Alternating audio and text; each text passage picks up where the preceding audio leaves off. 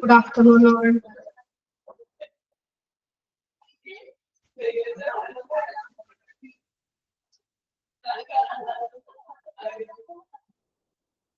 Good afternoon.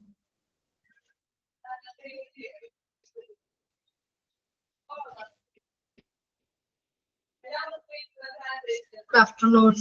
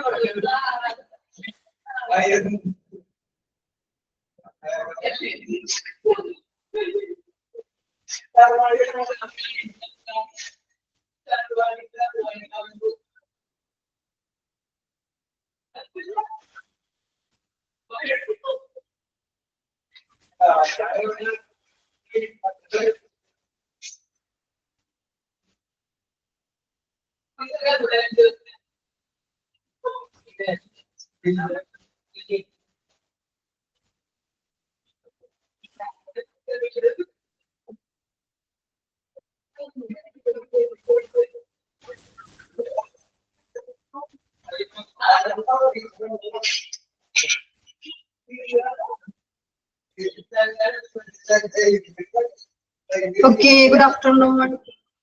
നമുക്ക് തുടങ്ങാം. Sound വളരെ കുറവായി, 2 പേരുള്ളൂ.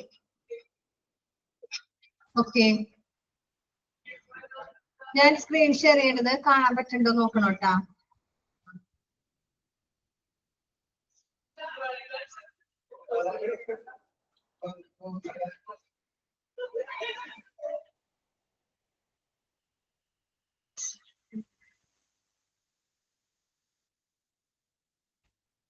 ഓക്കെ, കാണാൻ പറ്റുന്നുണ്ട്. ഓക്കെ.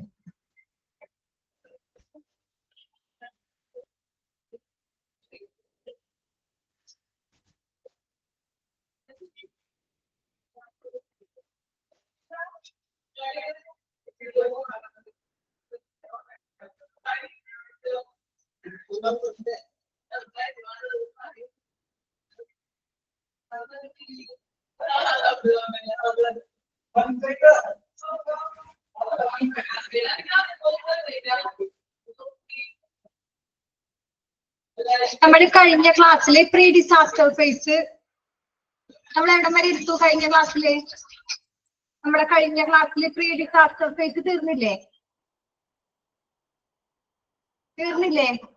ഓക്കെ, ഡിസാസ്റ്റർ ഫേസ് തീർന്നു. ഓക്കെ, ഇനി നമുക്ക് training for preparedness should be include, അതല്ലേ എടുക്കേണ്ടത്? അതുവരെ ഉള്ളതൊക്കെ തീർന്നില്ലേ? ഒക്കെ പറഞ്ഞല്ല. Okay. Okay.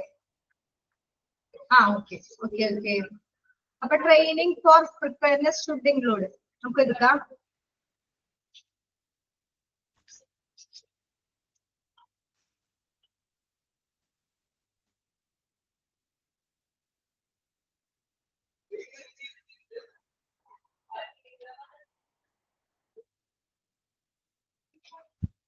Training for preparedness should include എന്താ? ഇതുവരെയും എടുത്തതിൽ ആർക്കും ഡൗട്ട് ഒന്നുമില്ലല്ലോ? നമ്മൾ ഇതുവരെയും എടുത്തതിന് നിങ്ങൾക്ക് എന്തെങ്കിലും ഡൗട്ട് എന്തെങ്കിലും ഉണ്ടാ? ഇല്ല.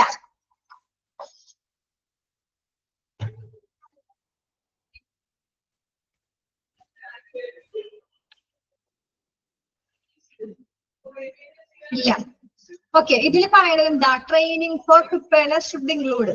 ട്രെയിനിങ് നമ്മൾ തയ്യാറെടുക്കണം, അവർക്ക് ട്രെയിനിങ് കൊടുക്കണത് ഉൾപ്പെടുത്തണം. എന്തിൽ ഉൾപ്പെടുത്തണം? നമ്മൾ പറഞ്ഞു എന്താ പറഞ്ഞേ? Pre disaster phase. ഡിസാസ്റ്റർ ഫേസിന് മുമ്പ്, എന്തെങ്കിലും ദുരന്തം ഉണ്ടാകുന്നതിന് മുമ്പ് നമ്മൾ ട്രെയിനിങ് കൊടുക്കണം. For preparedness should include. എന്തെല്ലാം കാര്യങ്ങൾക്ക് വേണ്ടി നമ്മൾ ട്രെയിനിങ് ഇപ്പൊ ഡിസാസ്റ്റർ ഉണ്ടായാലും അതിനു മുമ്പായാലും നമ്മൾ എന്തെല്ലാം കാര്യങ്ങൾ അവർക്ക് തയ്യാറെടുപ്പിന് വേണ്ടിയിട്ട് ഒരു മുൻകരുതൽ എടുക്കണം, അല്ലെ? അപ്പൊ അതിൽ എന്തെല്ലാം കാര്യങ്ങൾ ഇൻക്ലൂഡ് ആയിട്ടുണ്ടെന്നാണ് പറയണത്. എന്തെല്ലാം കാര്യങ്ങൾക്ക് വേണ്ടി നമ്മൾ മുൻകരുതൽ എടുക്കണം. അപ്പൊ അതാണ് ഇവിടെ പറയണത്. എന്താ നോക്കാം നമുക്ക്. ഫസ്റ്റ് എന്താ, effective personal protection for falling debris. മറ്റേ ശരിക്കും പറഞ്ഞ പേഴ്സണൽ പ്രൊട്ടക്ഷൻ, അവിടെ ശരിക്കും അവര് സ്വന്തമായിട്ട് അവരൊരു പ്രൊട്ടക്ട് ചെയ്യണം, അവരെ തന്നെ സംരക്ഷിക്കണം പേഴ്സണൽ ആയിട്ട്. അതാ പറയുന്നത് effective personal protection from falling debris. Debris എന്ന് വെച്ചാൽ എന്താ, അവശിഷ്ടങ്ങൾ. ഫോളിംഗ് ഡിബ്രിഡ്സ് എന്ന് വെച്ചാൽ അവശിഷ്ടങ്ങൾ വീഴുന്നത്. ഇപ്പൊ എന്തെങ്കിലും ഡിസാസ്റ്റർ സംഭവിച്ചു കഴിഞ്ഞാൽ അവിടെ എന്തെങ്കിലും അവശിഷ്ടങ്ങൾ ഉണ്ടായാൽ, ഇപ്പൊ എന്തെങ്കിലും തീപിടുത്തൊക്കെ ആണെങ്കിൽ നമ്മൾ ചെന്ന് കഴിഞ്ഞിട്ട് കുറച്ച് കഴിയുമ്പോഴേക്കും അതിന്റെ അവശിഷ്ടങ്ങളൊക്കെ പെട്ടെന്ന് മോളിൽ നിന്നൊക്കെ വീഴുന്നത്. അപ്പൊ നമ്മൾ സ്വയമായിട്ട് പ്രൊട്ടക്ട് ചെയ്യണം. നമ്മൾ പേഴ്സണൽ പ്രൊട്ടക്ഷൻ ഫസ്റ്റ് പോയിന്റ് ആണ്. പേഴ്സണൽ പ്രൊട്ടക്ഷൻ അണ്ടർലൈൻ ചെയ്തിടാം. ഓരോ പോയിന്റ് ഫസ്റ്റ് ഓരോ ഇതിലും അവർ പോയിന്റ് എടുത്ത് കറുപ്പിച്ച് നല്ല കറുപ്പിച്ച് പറഞ്ഞിട്ടുണ്ട്. അതാണ് പോയിന്റ് കറക്റ്റ്. അപ്പൊ effective personal protection from falling debris. എന്തെങ്കിലും ദുരന്തത്തിന് ശേഷം എന്തെങ്കിലും അവശിഷ്ടങ്ങൾ എന്തെങ്കിലും വീണിട്ടുണ്ടെങ്കിൽ നമ്മൾ അതിൽ നിന്ന് പേഴ്സണൽ പ്രൊട്ടക്ഷൻ ആയിട്ട് അങ്ങനെ ഒരു എഫക്റ്റീവ് ആയിട്ടിരിക്കണം. നമ്മൾ അതിന് കഴിവുണ്ടായിരിക്കണം. പേഴ്സണൽ പ്രൊട്ടക്ഷൻ ഒന്നാമത്തെ പോയിന്റ്. രണ്ടാമത് എന്താ, prompt rescue of the wounded. Prompt rescue of the wounded എന്ന് വെച്ചാൽ എന്താ, മുറിവേറ്റവര്. അപ്പൊ എന്തെങ്കിലും അപകടം സംഭവിച്ചു കഴിഞ്ഞാൽ അവർക്ക് മുറിവുണ്ടാവും ഇല്ലേ, ഇഞ്ചുറി എന്തെങ്കിലും ഉണ്ടാവും. അപ്പൊ അവരെ നമ്മൾ എന്ത് ചെയ്യാം, പ്രോംപ്റ്റ് റെസ്ക്യൂ എന്ന് വെച്ചാൽ എന്താ, അവരെ സംരക്ഷിക്കുക. പരിക്കേറ്റവരെ നമ്മൾ ഉടൻ രക്ഷിക്കണം. അപ്പൊ തന്നെ നമ്മൾ പ്രോംപ്റ്റ് റെസ്ക്യൂ എന്ന് വെച്ചാൽ സംരക്ഷിക്കൂ, അപ്പൊ തന്നെ രക്ഷിക്കണം. പ്രോംപ്റ്റ് എന്ന് വെച്ചാൽ എന്താ, ഉടൻ, അപ്പൊ തന്നെ സഡൻ. അതാണ് പറഞ്ഞത്. അപ്പൊ prompt rescue of the wounded എന്ന് വെച്ചാൽ മുറിവേറ്റവരെ, എന്തെങ്കിലും അപകടം സംഭവിച്ചിട്ട് അവർക്ക് എന്തെങ്കിലും മുറിവേറ്റിട്ടുണ്ടെങ്കിൽ നമ്മൾ അവരെ അപ്പൊ തന്നെ പോയി എന്ത് ചെയ്യണം, രക്ഷിക്കണം. അപ്പൊ ഫസ്റ്റ് പോയിന്റ് എന്താ, പേഴ്സണൽ പ്രൊട്ടക്ഷൻ. സ്വന്തമായിട്ട് നമ്മൾ ഒരു പേഴ്സണൽ അവരെ ശരിക്കും പേഴ്സണൽ പ്രൊട്ടക്ഷൻ വേണം എന്ന് വെച്ചാൽ എന്തെങ്കിലും അവശിഷ്ടങ്ങൾ ഫ്രം ഫാളിംഗ് ഡിബ്രിഡ്സ്. ദുരന്തത്തിന് ശേഷം എന്തെങ്കിലും അപകടങ്ങൾ ഉണ്ടായി കഴിഞ്ഞു കഴിഞ്ഞാൽ ദുരന്തത്തിന് ശേഷം അതിന്റെ അവശിഷ്ടങ്ങൾ നമുക്ക് വീഴും, നമ്മുടെ മേത്ത് വീഴും. അല്ലെങ്കിൽ തീ ഒന്നും കെട്ട് കാണില്ല. ഇപ്പൊ തീ പിടുത്തുവാണെങ്കിൽ നമ്മൾ അവിടെ ചെല്ലുമ്പോൾ തീ ഒന്നും കെട്ട് കാണില്ല. അപ്പൊ നമ്മൾ ചെല്ലുമ്പോ തീയിലൊക്കെ ചവിട്ടാനൊക്കെ നമ്മൾ നോക്കും. അപ്പൊ നമ്മൾക്കറിയില്ല അവിടെ തീ ഉണ്ടോന്നൊക്കെ. അപ്പൊ അങ്ങനെയൊക്കെ കാര്യങ്ങളിൽ നമ്മൾ എപ്പോഴും പ്രൊട്ടക്റ്റ് ആയിരിക്കണം. അതാണ് പേഴ്സണൽ പ്രൊട്ടക്ഷൻ. പിന്നെ പ്രോംപ്റ്റ് റെസ്ക്യൂ, മുറിവ് എന്തെങ്കിലും പറ്റിയിട്ടുണ്ടെങ്കിൽ അവരെ നമ്മള് രക്ഷിക്കണം.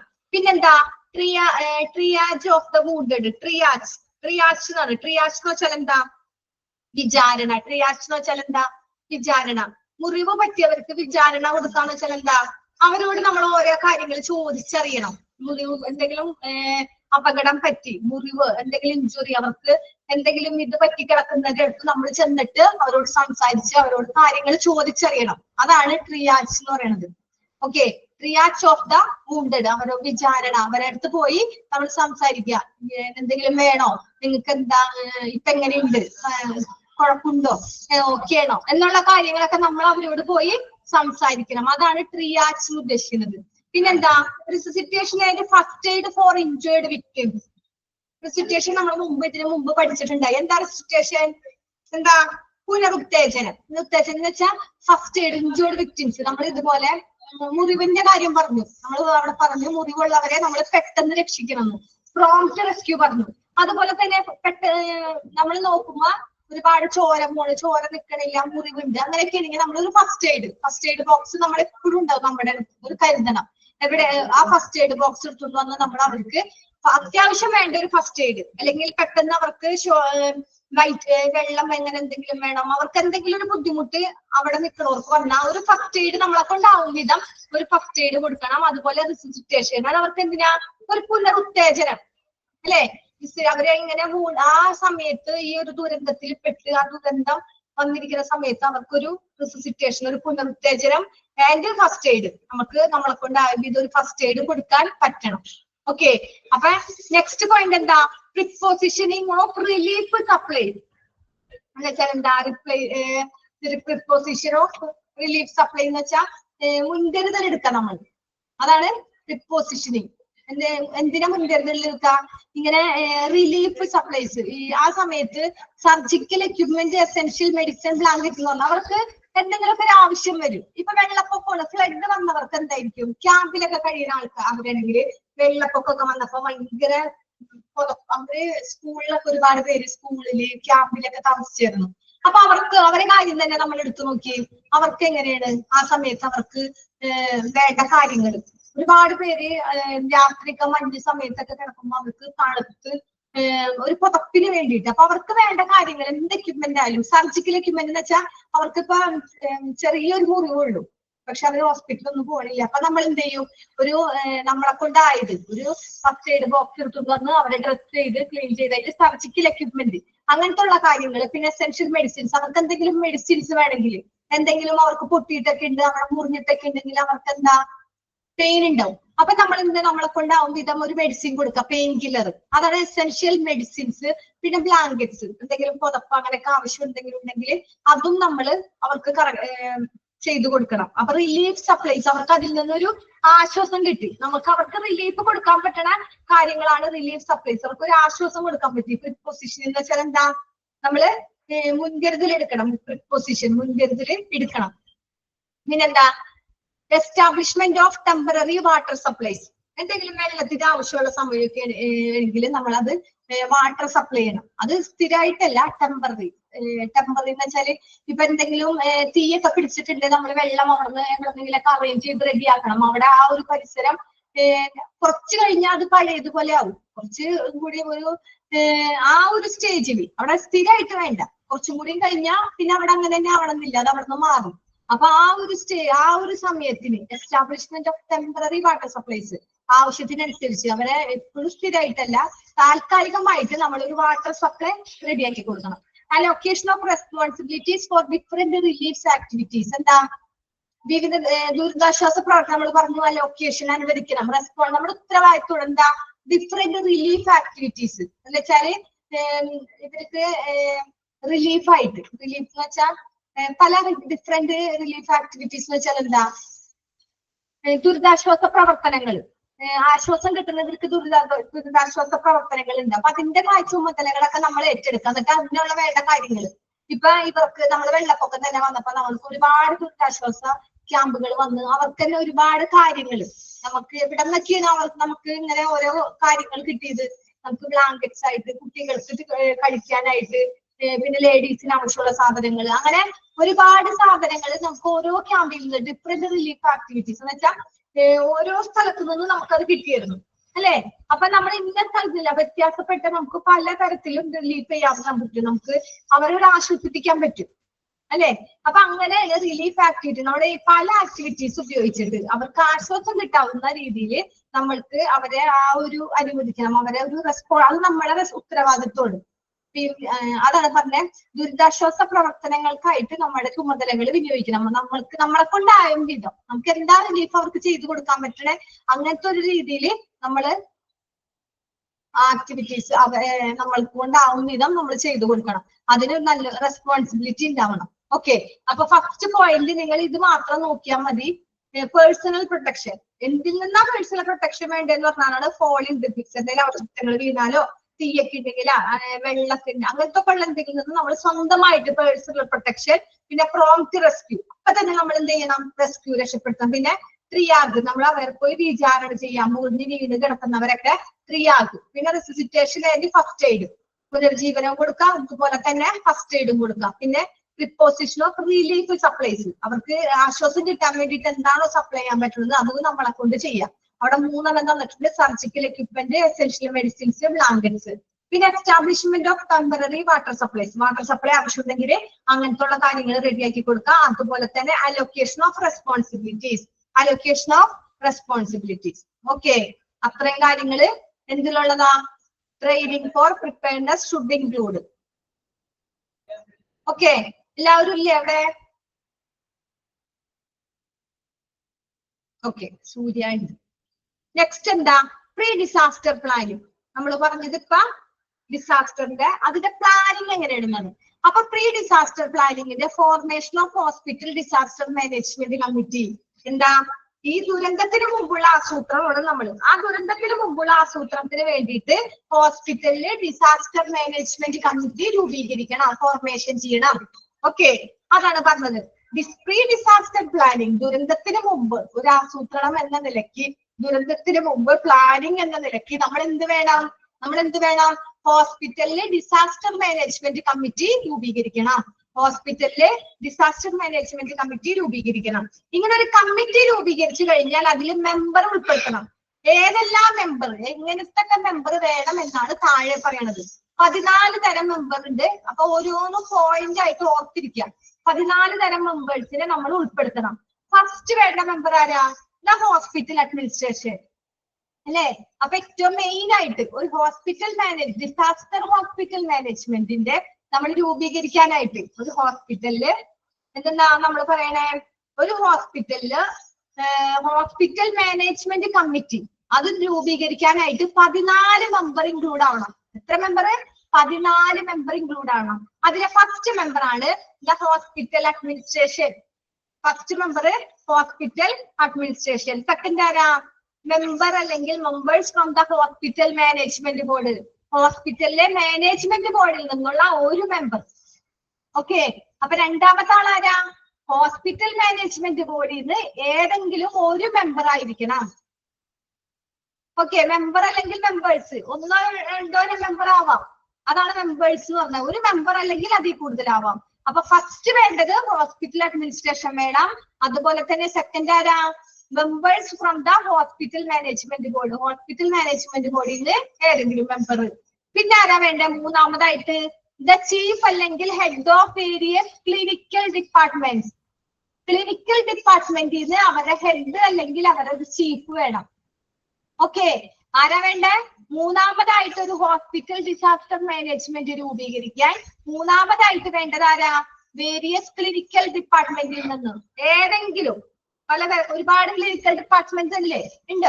നമ്മുടെ നഴ്സുമാർ പെടും, ലാബ്, എക്സ്റേ, സ്കാനിങ്, അങ്ങനെ എന്ത് മെഡിസിൻസ് അതൊക്കെ ആണെങ്കിൽ ക്ലിനിക്കൽ ഡിപ്പാർട്ട്മെന്റ്സാ.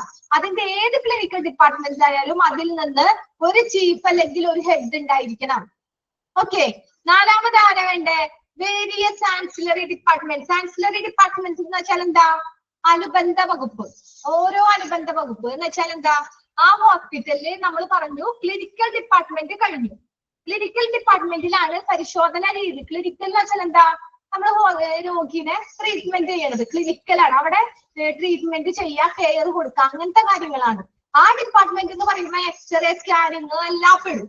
അത് കൂടാതെ അതിനപ്പുറത്ത് അനുബന്ധപ്പെട്ട വേറെ ഡിപ്പാർട്ട്മെന്റ്സ് ഉണ്ട് ഇല്ലേ? എന്ന് വെച്ചാൽ ഏതാ?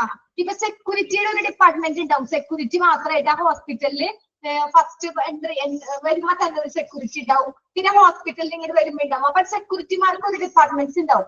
അതുപോലെ അറ്റൻഡർമാരൊക്കെ ക്ലിനിക്കൽ ഡിപ്പാർട്ട്മെന്റിൽ പെട്ടതല്ല. അവരൊക്കെ വേറെ ഡിപ്പാർട്ട്മെന്റ്, അതർ ഡിപ്പാർട്ട്മെന്റ്സ്. അപ്പൊ അവർക്ക് അറ്റൻഡർമാര് അവിടെ ഒരു ഹെഡ് ഉണ്ടാവും. അവിടെ ഒരാള് അതാണ് പറഞ്ഞേ chief head of various ancillary departments. അനുബന്ധമായ വേറെ ഡിപ്പാർട്ട്മെന്റിൽ നിന്നുള്ള ഹെഡ്. അപ്പൊ അതുപോലെ അറ്റൻഡർമാരെന്ന് പറയുമ്പോൾ വീൽ ചെയർ അങ്ങനത്തെ ആംബുലൻസ് അങ്ങനത്തെ കാര്യങ്ങളൊക്കെ അവിടെ പെടും. പിന്നെ ആരാ? നമ്മുടെ ലിഫ്റ്റിലുണ്ടാവും. അതും ഒരു ഡിപ്പാർട്ട്മെന്റ്സാ. ലിഫ്റ്റ് ഓപ്പറേറ്റ് ചെയ്യാനായിട്ട് രാവിലെ ഒരാള്, വൈകുന്നേരം ഒരാള്, ഉച്ചയ്ക്ക് ഒരാൾ, അങ്ങനെ ലിഫ്റ്റ് ഓപ്പറേറ്റർമാരുണ്ടാവും. അപ്പൊ ആ ഡിപ്പാർട്ട്മെന്റിൽ നിന്നും അങ്ങനെ അതുമായിട്ട് ആ ഹോസ്പിറ്റലില് ബന്ധപ്പെട്ട ആൻസിലറി ഡിപ്പാർട്ട്മെന്റ്സിൽ നിന്നും ഏതെങ്കിലും ഒരു ചീഫ് അല്ലെങ്കിൽ ഒരു ഹെഡ് വേണം ഇത് രൂപീകരിക്കാൻ. ഓക്കെ. പിന്നെ ആരാ? ചീഫ് നഴ്സിംഗ് സുപ്പീരിയന്റ് അല്ലെങ്കിൽ മേട്രൺ. ഓക്കെ. ആരാ വേണ്ടേ? നമ്മുടെ മെയിൻ നഴ്സ് വേണം. നമ്മുടെ നഴ്സുമാര്, സാധാരണ നഴ്സുമാരുടെ സുപ്പീരിയന്റ് അല്ലെങ്കിൽ മേട്രൺ. ഓക്കെ. പിന്നെ ആരാ? Finance department. ആ ഫിനാൻസ് ഡിപ്പാർട്ട്മെന്റ് ഒരെണ്ണം വേണം. ഓക്കെ. എന്ത് വേണം? ഫിനാൻസ് ഡിപ്പാർട്ട്മെന്റ് വേണം. പിന്നെ സ്റ്റോർ ആൻഡ് സപ്ലൈസ് ഡിപ്പാർട്ട്മെന്റ്. നമുക്ക് ആവശ്യമുള്ളത് എന്തെങ്കിലും അപകടങ്ങൾ സംഭവിച്ചു കഴിഞ്ഞാൽ നമ്മൾ പറഞ്ഞു ഫസ്റ്റ് എയ്ഡ് കൊടുക്കണം, പ്രോംപ്റ്റ് റെസ്ക്യൂ, അവരെ രക്ഷിക്കണം. അപ്പൊ നമ്മൾ എങ്ങനെ പെട്ടെന്ന് അവരെ രക്ഷിക്കാനൊക്കെ പറ്റും? അപ്പൊ നമ്മളെ കൊണ്ടായ ഫസ്റ്റ് എയ്ഡ് കൊടുക്കണമെങ്കിൽ അതിന്റെ നമുക്ക് ഈ സർജിക്കൽ എക്യുപ്മെന്റ് ആയാലും ബ്ലാങ്കറ്റ്സ് ആയാലും ഇതൊക്കെ കൊടുക്കണമെന്ന് നമ്മൾ മുന്നേ പറഞ്ഞു. അപ്പൊ ഇതൊക്കെ കിട്ടണമെങ്കിൽ നമുക്ക് ഇതൊക്കെ എവിടെന്നാ കിട്ടാം? സ്റ്റോർ അല്ലെങ്കിൽ സപ്ലൈ ഡിപ്പാർട്ട്മെന്റ്. അത് സപ്ലൈ ചെയ്യുന്ന ഒരു ഡിപ്പാർട്ട്മെന്റ് ഉണ്ട്, അല്ലെങ്കിൽ സ്റ്റോർ ഉണ്ട് അല്ലെ? അപ്പൊ അതുണ്ടായാലല്ലേ നമുക്ക് അതൊക്കെ അവിടെ നിന്ന് എടുക്കാൻ പറ്റുള്ളൂ. അപ്പൊ അങ്ങനത്തെ ഒരു ഡിപ്പാർട്ട്മെന്റ് വേണം. പിന്നെ ഏറ്റവും എന്താ? Hospital engineering department. ഏറ്റവും എന്താ? ഹോസ്പിറ്റൽ എഞ്ചിനീയറിംഗ് ഡിപ്പാർട്ട്മെന്റ് വേണം. ഓക്കെ. ഒരു ഹോസ്പിറ്റലില് എഞ്ചിനീയറിംഗ് ഡിപ്പാർട്ട്മെന്റ് ഉണ്ടായിരിക്കണം. എന്തിനു രൂപീകരിക്കാനാ? ഹോസ്പിറ്റൽ ഡിസാസ്റ്റർ മാനേജ്മെന്റ് രൂപീകരിക്കാൻ. പിന്നെന്താ? Public relation and liaison office. Liaison, public relation and liaison office. Public relation വേണ്ടേ? ജനങ്ങളായിട്ടൊരു സമ്പർക്കം വേണം. അങ്ങനെ ഒരു റിലേഷൻ, ഒരു ഡിപ്പാർട്ട്മെന്റ് വേണം, വേണ്ടേ? എന്നാൽ മാത്രമേ നമുക്ക് ഈ ഡിസാസ്റ്റർ മാനേജ്മെന്റ് കൊണ്ടുപോകാൻ പറ്റുള്ളൂ. അപ്പൊ മെയിൻ ആയിട്ട് ഇതിന്റെ റോള് പബ്ലിക്കിന് വേണം, അല്ലെ? അപ്പൊ പബ്ലിക് റിലേഷനും വേണം, അതുപോലെ തന്നെ ലീസൺ ഓഫീസ്. അങ്ങനെ ഒരു ഓഫീസ് എന്ന് വെച്ചാൽ എന്താ? അവരായിട്ടൊരു ബന്ധം, ലീസൺ എന്ന് വെച്ചാൽ റിലേഷൻ തന്നെയാണ്, ബന്ധം നിലനിൽക്കാനായിട്ട്, അവരായിട്ടുള്ള ആ ഒരു ഐക്യം നിലനിർത്തിക്കൊണ്ടു പോകാനായിട്ട് അങ്ങനെ ഒരു ഡിപ്പാർട്ട്മെന്റ് വേണം. പിന്നെന്താ? The chief of security of the hospital. The chief of security of the hospital. ഹോസ്പിറ്റലിന്റെ ആ സെക്യൂരിറ്റി, ഫസ്റ്റ് നമ്മൾ പറഞ്ഞു സെക്യൂരിറ്റി ഡിപ്പാർട്ട്മെന്റ്, ആൻസിലറി ഡിപ്പാർട്ട്മെന്റ്സിൽ അതൊക്കെ പെടും. അത് കൂടാതെ ഒരു സെക്യൂരിറ്റി ഡിപ്പാർട്ട്മെന്റ് വേണം, അതാണ് പറഞ്ഞത്. പിന്നെ സാനിറ്റേഷൻ ഡിപ്പാർട്ട്മെന്റ്. സാനിറ്റേഷൻ വെച്ചാൽ എന്താ? നമ്മൾ പറഞ്ഞു തീപിടുത്തൊക്കെ വന്നാൽ തീ അണയ്ക്കാനായിട്ട് നമ്മളെ വിളിച്ചു കഴിഞ്ഞാൽ നമ്മളെ കൊണ്ട് പറ്റില്ല. അതിനു വേണ്ടി മാത്രം ഒരു സാനിറ്റേഷൻ, ക്ലീൻ ചെയ്യാനായിട്ട്, അല്ലെ? സാനിറ്റേഷൻ ഡിപ്പാർട്ട്മെന്റ് വേണം. അപ്പൊ നമ്മൾ ആ സാനിറ്റേഷൻ ഡിപ്പാർട്ട്മെന്റിൽ ഇൻഫോം ചെയ്താൽ മതി, ഇവിടെ ഒരു ഡിസാസ്റ്റർ നടന്നിട്ടുണ്ട്, അപ്പൊ തന്നെ അവര് അതിന്റെ എക്യുപ്മെന്റ് ആയിട്ട് വരും, അല്ലെ? അപ്പൊ ഒരു സാനിറ്റേഷൻ ഡിപ്പാർട്ട്മെന്റ് വേണം. അതുപോലെ തന്നെ ഹോസ്പിറ്റലിൽ ഒരു കിച്ചൺ അല്ലെങ്കിൽ ഡയറ്ററി സർവീസ് വേണം, വേണ്ടേ? ഒരു കിച്ചൺ അല്ലെങ്കിൽ ഡയറ്ററി സർവീസ് വേണം. പിന്നെന്താ? The social welfare department is present വേണമെങ്കിൽ. അതെന്ന് വെച്ചാൽ എന്താ? സാമൂഹ്യക്ഷേമ ഡിപ്പാർട്ട്മെന്റ്. സാമൂഹ്യക്ഷേമത്തിൽ ഇങ്ങനെ എന്തെങ്കിലും വന്നാല് അതെല്ലാം ഒരുപാട് ദുരന്തങ്ങൾ, അങ്ങനെ ഒരു ഡിസാസ്റ്റർ വന്നു കഴിഞ്ഞാൽ അത് ഭയങ്കര നഷ്ടമാണ്. ഹോസ്പിറ്റലിൽ മാത്രമല്ല, ഒരുപാട് പേഷ്യൻസിനായാലും അവരുടെ റിലേറ്റീവ്സിനായാലും ഒരുപാട്. അപ്പൊ നമ്മൾ സാമൂഹ്യക്ഷേമ വെൽഫെയർ ഡിപ്പാർട്ട്മെന്റ് അല്ലെങ്കിൽ അതിന്റെ ഒരു കമ്മിറ്റി ഉണ്ടാവേണ്ടത് നല്ലതാണ്, അല്ലെ? അപ്പൊ സോഷ്യൽ വെൽഫെയർ ഡിപ്പാർട്ട്മെന്റ് വേണം. അതുപോലെ തന്നെ ഹോസ്പിറ്റൽ യൂണിയൻ വേണം. ഹോസ്പിറ്റലിന് എല്ലാത്തിനും കൂടി ഇത് ചെയ്യാനായിട്ട് എന്ത് വേണം? ഹോസ്പിറ്റൽ യൂണിയൻ വേണം. അപ്പൊ ഈ 14 പോയിന്റ് നിങ്ങൾ ഓരോന്നും ഓർത്തിരിക്കണം. കാരണം എന്താ? ഇതിൽ നിന്ന് നമ്മളോട് ചോദിക്കും, എന്ത് ചോദിക്കാ? ഒരു ഹോസ്പിറ്റൽ ഡിസാസ്റ്റർ മാനേജ്മെന്റ് രൂപീകരിക്കാൻ താഴെ കാണുന്നതിൽ ഏതാണ് ഇൻക്ലൂഡ് ആയേക്കണത്, ഉൾപ്പെട്ടേക്കണെന്ന് ചോദിച്ചാൽ നമുക്കറിയണം. ഇതിലല്ലാത്തത് ഒരെണ്ണം കൊടുത്തിട്ട് നമ്മളോട് പറയും, 3 എണ്ണം അല്ലാത്തതും 1 എണ്ണം ഇതിലുള്ളതും കൊടുക്കും. അപ്പൊ നമ്മൾ വായിച്ച് ഈ 4 എണ്ണം ഇങ്ങനെ വായിച്ചുകൊണ്ടിരിക്കേണ്ടി വരും, ഇതിലേതാണ് ഇൻക്ലൂഡ് ആയത്, ഏതാണ് ഇൻക്ലൂഡ് ആയെന്ന്. പക്ഷെ നമ്മൾ പഠിച്ച് നമുക്ക് അറിഞ്ഞിട്ടുണ്ടെങ്കിൽ നമുക്ക് ഒറ്റയടിക്ക് പറയാൻ പറ്റും, അല്ലെ? അപ്പൊ ഈ 14 പേര് നല്ലോണം 14 ഈ ഡിപ്പാർട്ട്മെന്റ്സ്, 14 ഡിപ്പാർട്ട്മെന്റ്സിലുള്ള ഹെഡ് ആരാണ് അവര് നമ്മൾ കറക്റ്റ് ഓർത്തിരിക്കുക. ഒന്നുകൂടി പറയാം. ദ ഹോസ്പിറ്റൽ അഡ്മിനിസ്ട്രേഷൻ, ഫസ്റ്റ് വേണ്ടത് ഹോസ്പിറ്റൽ അഡ്മിനിസ്ട്രേഷൻ. പിന്നെ ആരാ? ഹോസ്പിറ്റൽ മാനേജ്മെന്റ് ബോർഡിൽ നിന്നുള്ള മെമ്പർ, ഹോസ്പിറ്റൽ മാനേജ്മെന്റ് ബോർഡിൽ നിന്നുള്ള മെമ്പർ. പിന്നെ ക്ലിനിക്കൽ ഡിപ്പാർട്ട്മെന്റിലെ ചീഫ് അല്ലെങ്കിൽ ഒരു ഹെഡ്. ആൻസിലറി ഡിപ്പാർട്ട്മെന്റിൽ നിന്നും ചീഫ് അല്ലെങ്കിൽ ഒരു ഹെഡ്. പിന്നെ ആരാ? നഴ്സിംഗ് സുപ്പീരിയന്റ് അല്ലെങ്കിൽ matron. Finance department, stores supplies department, stores and supply department. Hospital engineering department, public relation and liaison office, the chief of security of the hospital. Sanitation department, kitchen അല്ലെങ്കിൽ dietary service, social welfare departments, hospital unions. Okay, എല്ലാം കിട്ടി? എല്ലാവർക്കും കിട്ടിയാ? എല്ലാവർക്കും ഒന്ന് വായിച്ചു നോക്കിയേ, കിട്ടിങ്ങ? ആരും റെസ്പോണ്ട് ചെയ്യണില്ലല്ല. കിട്ടി എല്ലാവർക്കും? ഓക്കെ, ഷഹന, ജോബി മോൾ. ഓക്കെ, ഇനി ഒന്ന് വായിച്ചു നോക്കിയാ 14 പോയിന്റ് ഒന്ന് വായിച്ചു നോക്കിയേ. ആ പോയിന്റ് നിങ്ങളുടെ മനസ്സിലുണ്ടായിരിക്കണം, നിങ്ങൾ ഓർത്തിരിക്കണം. നാളെ നിങ്ങളോട് ഏത് ഒരു ഹോസ്പിറ്റൽ ഡിസാസ്റ്റർ മാനേജ്മെന്റ് കമ്മിറ്റി രൂപീകരിക്കാൻ ഇതിൽ ഏതെങ്കിലും വേണോന്ന് ചോദിച്ചാൽ നമുക്കറിയണം. ആ 14 പോയിന്റ് ഒന്ന് വായിച്ചു നോക്കാം, എന്നിട്ട് നെക്സ്റ്റ് എടുക്കാം.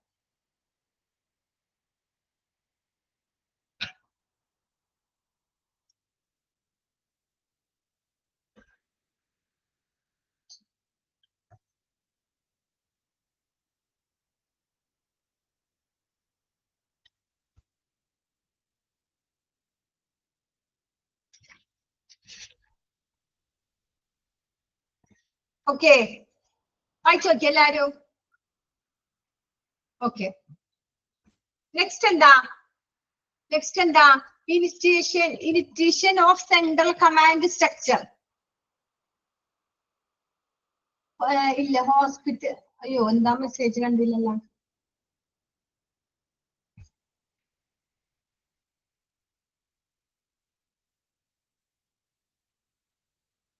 എല്ലാ ഹോസ്പിറ്റലിലും കമ്മിറ്റി ഉണ്ടാകും. എല്ലാ ഹോസ്പിറ്റലിലും ഉണ്ടാവും കമ്മിറ്റി. ഈ ഡിസാസ്റ്റർ ഏത് ഹോസ്പിറ്റൽ എപ്പോ വേണമെങ്കിലും സംഭവിക്കാം, അല്ലെ? ഒരു ഇങ്ങനെ കൂട്ടപകടങ്ങൾ, ഡിസാസ്റ്റർ എന്ന് വെച്ചാല് ഹോസ്പിറ്റലിൽ ഒരുപാട് പേഷ്യൻസ്, മാസ് കാഷ്വാലിറ്റി ഇൻസിഡന്റ് എന്ന് വെച്ചാൽ എന്താ? മാസ് കാഷ്വാലിറ്റി ഇൻസിഡന്റ് എന്ന് വെച്ചാൽ ഒരുപാട് പേഷ്യൻസ് തിരക്കി വരുന്നത് അല്ലെ? അപ്പൊ അങ്ങനെ ഒരുപാട് അപകടങ്ങൾ വരുന്ന സമയത്ത് അതൊരു ഡിസാസ്റ്റർ തന്നെയാണ്. അപ്പൊ നമുക്ക് ഒറ്റയ്ക്ക് മെയിൻറ്റെയിൻ ചെയ്യാൻ പറ്റില്ല, ഹോസ്പിറ്റലിൽ അതിനുള്ള ഇതൊന്നും ഉണ്ടാവില്ല. അപ്പൊ നമ്മുടെ ഹോസ്പിറ്റലിൽ അങ്ങനെ ഒരു hospital management committee, disaster management committee ഉണ്ടെങ്കിൽ എന്താ, പെട്ടെന്ന് നമുക്ക് എല്ലാ കാര്യങ്ങളും ചെയ്യാൻ പറ്റും അല്ലെ? അപ്പൊ അതെല്ലാ ഹോസ്പിറ്റലും ഉണ്ടാവും, ഒട്ടുമിക്ക ഹോസ്പിറ്റലും, ഇപ്പൊ എല്ലാ ഹോസ്പിറ്റലിലും ഉണ്ട്. ഒരുവിധം വലിയ ഹോസ്പിറ്റലിലൊക്കെ ഉണ്ടാകും, ചെറിയ ക്ലിനിക്ക് അങ്ങനത്തെ ഒന്നും ഉണ്ടാവില്ല. പക്ഷെ അങ്ങനത്തെ ഒരു ഹോസ്പിറ്റലില് തീരെ നിവൃത്തില്ലെങ്കിൽ അങ്ങനത്തെ ഒരു കേസ് പോവുള്ളൂ അല്ലെ? പെട്ടെന്ന് ഒരു ബസ്, പിന്നെ അടുത്തുള്ള ഹോസ്പിറ്റലിൽ പെട്ടെന്ന് എല്ലാവരും ചെല്ലും. അപ്പൊ എന്തെങ്കിലും ഒരു ഇതുണ്ടാവും, അപ്പൊ മുൻകരുതൽ എടുക്കണം. അത് മിക്ക ഹോസ്പിറ്റലിൽ ഉണ്ടാവും, എല്ലാ ഹോസ്പിറ്റലിലും ഉണ്ടാകും ഹോസ്പിറ്റൽ ഡിസാസ്റ്റർ മാനേജ്മെന്റ്. ആ കമ്മിറ്റിക്ക് അത്ര ഇമ്പോർട്ടന്റ് ഉണ്ട്. ഓക്കെ, ഇനി നമ്മൾ നെക്സ്റ്റ് പഠിക്കുന്നത് initiation of central command structure. അതിനെ ഇൻസിഡന്റ് കമാൻഡ് സിസ്റ്റം അല്ലെങ്കിൽ ഇൻസിഡന്റ് കമാൻഡ് സിസ്റ്റം അല്ലെങ്കിൽ ഇനിഷ്യേറ്റൽ ഓഫ് സെൻട്രൽ കമാൻഡ് സ്ട്രക്ചർ.